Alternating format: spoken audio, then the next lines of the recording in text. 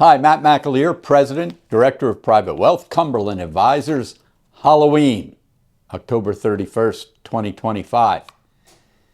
And there were some spooky results for companies during earnings season this week. You like how I did that? Anyway, when we go into earnings season within our portfolios, our main goal, our main hope is that we can just avoid downside volatility, avoid blow-ups. We're more concerned about that in the sector and individual security areas versus the indexes such as the S&P or the Dow Jones or the NASDAQ 100. And so far so good. Names we've owned, areas we've owned have traded well. But one thing I noticed this week was the real weakness in consumer restaurant type of names, grocery stores, areas such as that.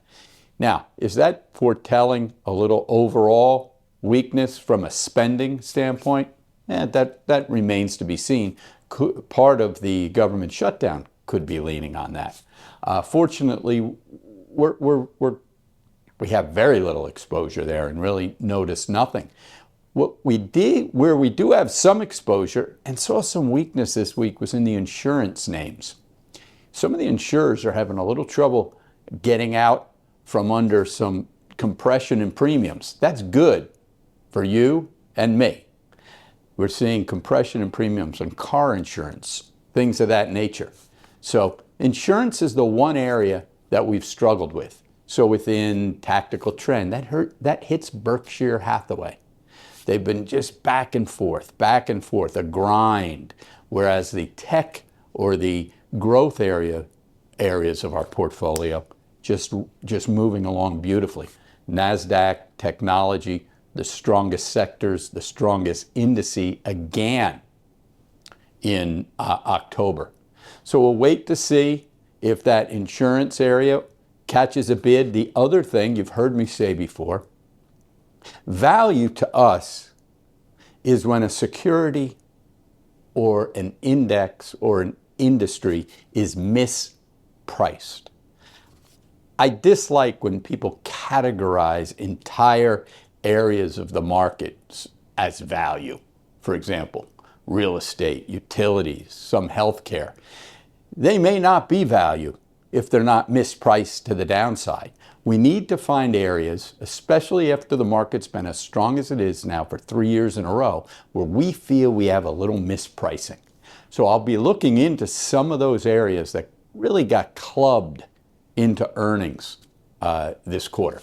You know, we don't chase down names, but we do try to keep an eye out for times and entries when the sellers of securities, the sellers of stocks exhaust themselves, right? That's the area we want to enter.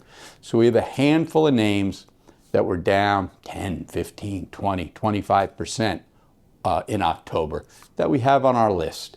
There'll be trades more than investments. Remember, we also talk about a trading bucket and an investment bucket. Some of those names are down for a very good reason. They have business problems, but they do get oversold. So next week, we'll have some action points on some of those names. We've got the Moose up next. He'll be discussing the bond market.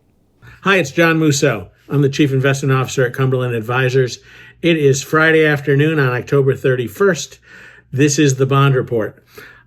This week, slow drift up in yields. Another week without, data coming out of the government shutdown.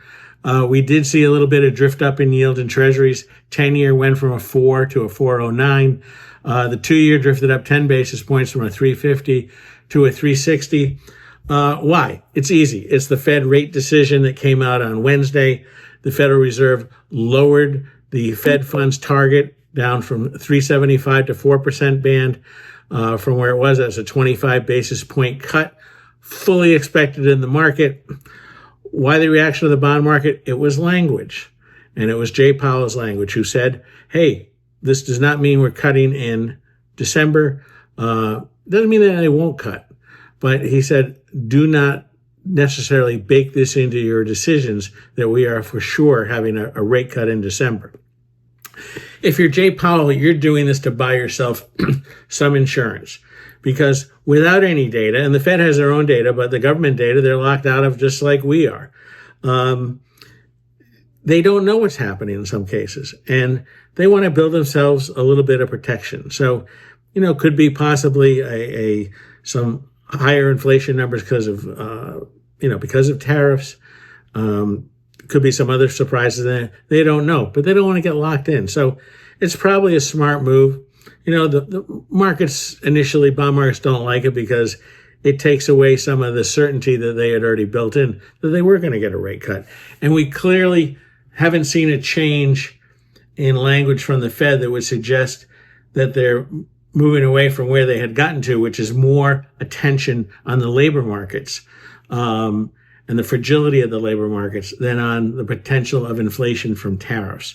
We don't think that's changed. And in fact, when you look at numbers this week, what you have? You have UPS announcing good earnings. And by the way, we're cutting out 30,000 jobs. That just adds to, some of this slowing in the economy that we keep talking about. On the muni side, more muted because there was only about $6 billion worth of deals this week. It was a very slow week in deals. They were all well received. The AAA scale in 10 went from a 270 to a 273, not much.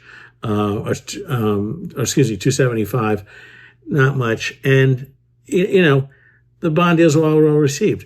Important this week, you probably have somewhere a little under $100 billion of bond deals on the ballots on Tuesday. So, we will see what gets voted in on. A big week coming up ahead, maybe a $10, $11 billion of supply. So supply is picking up again. But like you said, we have been on this roll where all the municipal bond deals have been very well received. We hope the government shutdown ends soon. And we hope everybody out there has a happy Halloween. And I don't know what your favorite candy is, but my favorite candy is payday, and I have some of it up here. I'm up in Rhode Island. I gave a lecture at Roger Williams College yesterday on the bond market, and along with that comes some Halloween duties. We hope everybody has a great weekend. Thanks, Moose. Great information. Happy Halloween to all our viewers. We'll see you next Friday.